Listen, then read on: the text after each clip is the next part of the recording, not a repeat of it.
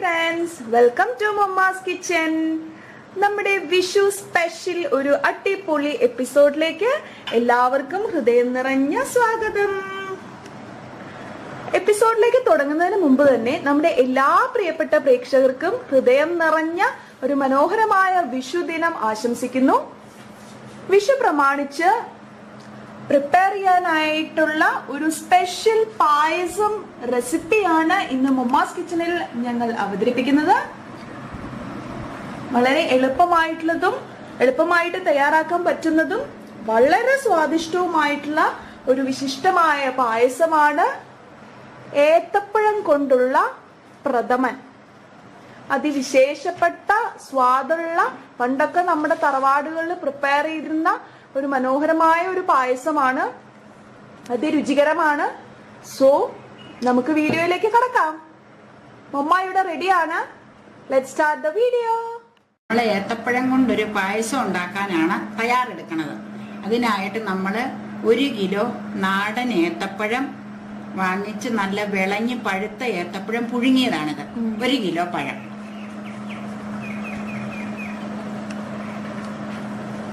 പിന്നെ നമ്മൾ ഒരു ഫുൾ തേങ്ങ ചിരണ്ടിയതായത് മിക്സിയിൽ വെച്ചിരിക്കുന്നത്.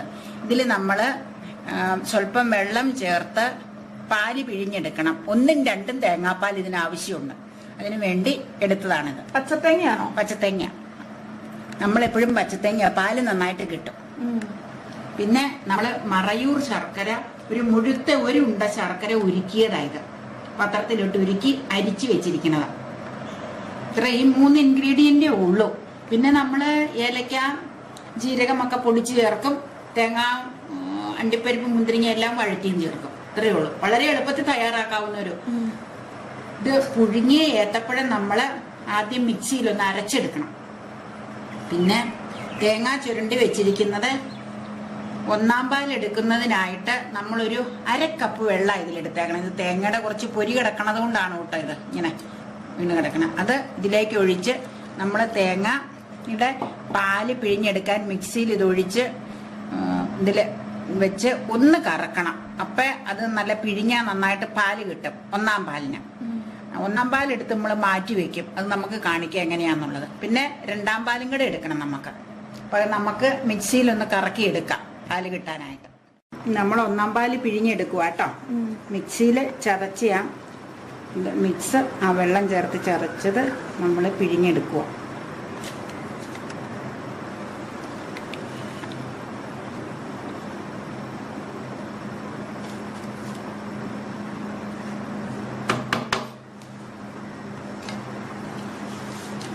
ഇനി അരിച്ചെടുക്കണോ? അരിച്ചെടുക്കണം.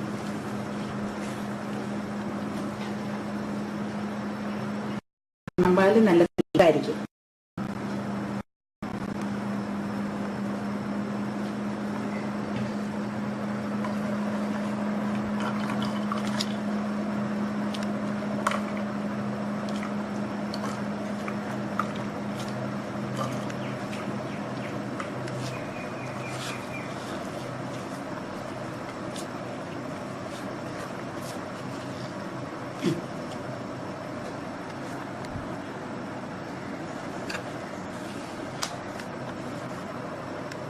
ഇതാണ് നമ്മളെടുത്ത 1-ാം പാല്.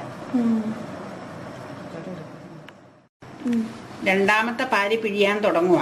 അതിനായിട്ട് കുറച്ചൊരു ഈ കപ്പിനൊരു 1/2 കപ്പ് വെള്ള തേങ്ങ പീരയിലേക്ക് ഒഴിച്ചു.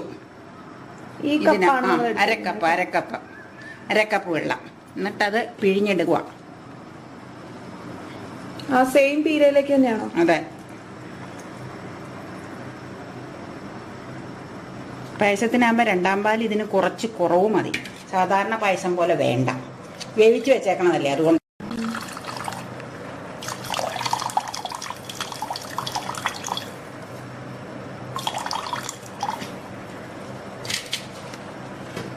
നമുക്ക് ഇതിലേക്ക് ഒഴിച്ച് ഇത് 2nd പാൽ, ഇത് 1-ാം പാൽ, ഇത് 2-ാം പാൽ. ഇതിന് നല്ല കട്ടിയായിരിക്കും. ഇത് വെള്ളം ചേർക്കണോണ്ട് കുറച്ച് ഡൈല്യൂട്ടായിരിക്കും. ഇത്രേ ഉള്ളൂ വ്യത്യാസം. ഇനി നമുക്ക് ആ ഏത്തപ്പഴം അരക്കണം. ഇതിൽ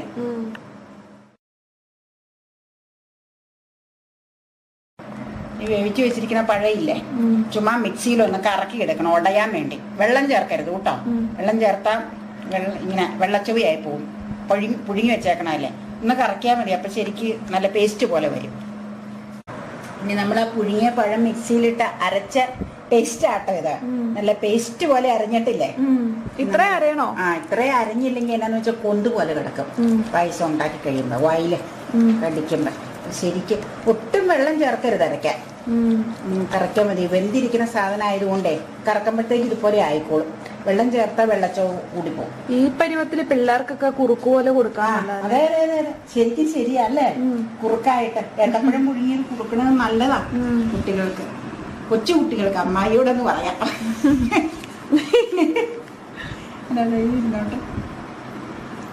നല്ല രുചിയാ, കഴിച്ചു നോക്കി. നല്ല ടേസ്റ്റ് അല്ലേ? ഇത് ഞാൻ നിരത്തി വെച്ചെടുക്കാം, നിരത്തി വയ്ക്കാം. ഇനി നമ്മള് പായസം ഉണ്ടാക്കാൻ തുടങ്ങുക. അതിനായിട്ട് ഗ്യാസ് ഓൺ ചെയ്ത് ഇതിലേക്ക് സ്വല്പം നെയ്യ് ചേർത്തു പാത്രത്തിലേക്ക്. എന്നിട്ടത് ഉരുകി വന്നു കഴിയുമ്പോൾ നമുക്ക് ആദ്യം ഏത്തപ്പഴം അരച്ച് വെച്ചിരിക്കുന്ന, പുഴുങ്ങി അരച്ച് വെച്ചിരിക്കുന്നത് അങ്ങോട്ട് ഇടണം പാത്രത്തിലേക്ക്. എന്നിട്ട് അതൊന്ന് ഇളക്കിയിട്ട് നമുക്ക് ശർക്കര ചേർക്കണം.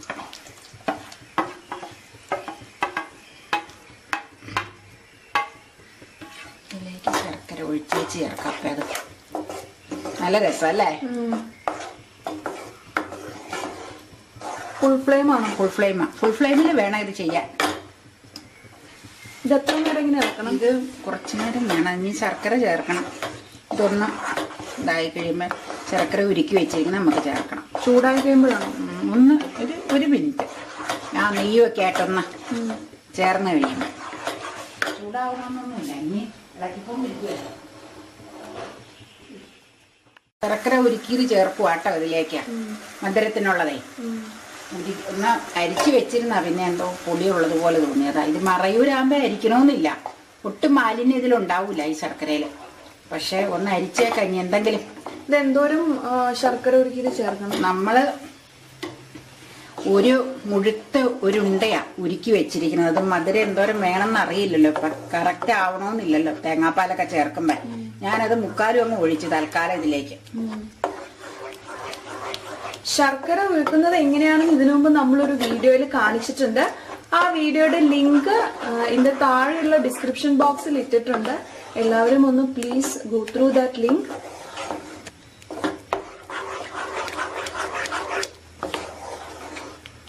ഇതിങ്ങനെ ഇളക്കി ഒരുവിധം നന്നായിട്ട് ഇളക്കണം, കുറുകി കുറുകി വന്ന നേരം തേങ്ങാപ്പാൽ ചേർക്കണം.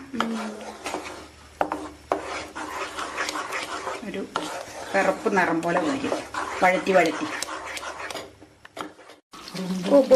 പൊട്ടിത്തെറിച്ചു തുടങ്ങിയല്ലോ. ഏതാണ്ട് പകുതി പരുവം കഴിഞ്ഞിട്ടേ ഉള്ളത്. എട്ടയ്ക്ക് മുഴുവൻ തെറിക്കും. ഇത് വറ്റി കഴിയുമ്പോൾ രണ്ടാം പാൽ ഒഴിക്കും.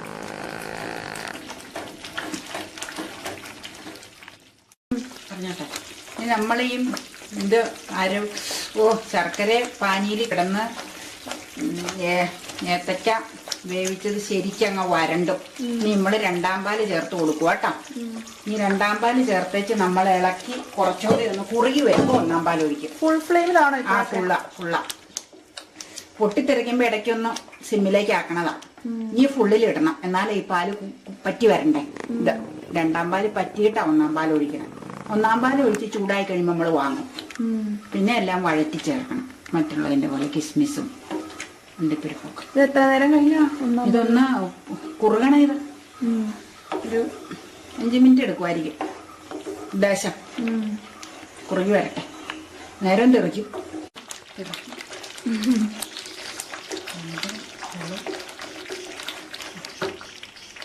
ഇനി നമ്മൾ പായസം ഏതാണ്ട് വെന്ത് കുറുകിയിട്ടുണ്ട്. ഈ ഒന്നാം പാൽ ഒഴിച്ച് ഓഫ് ചെയ്യും.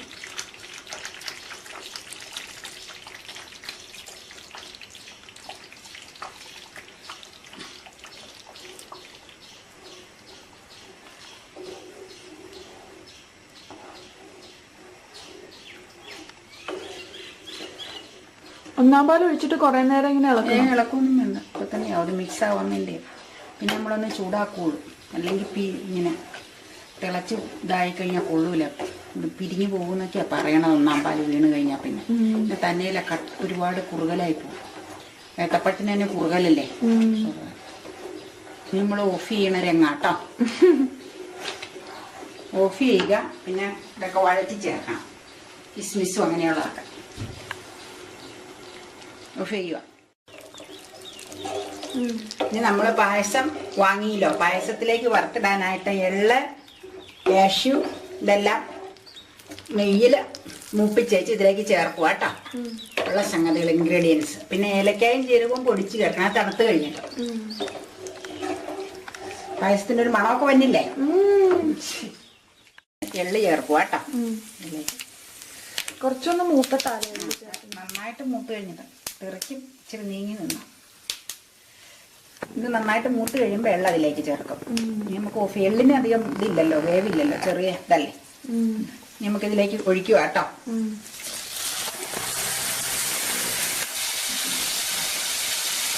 ഹാൻഡിൽ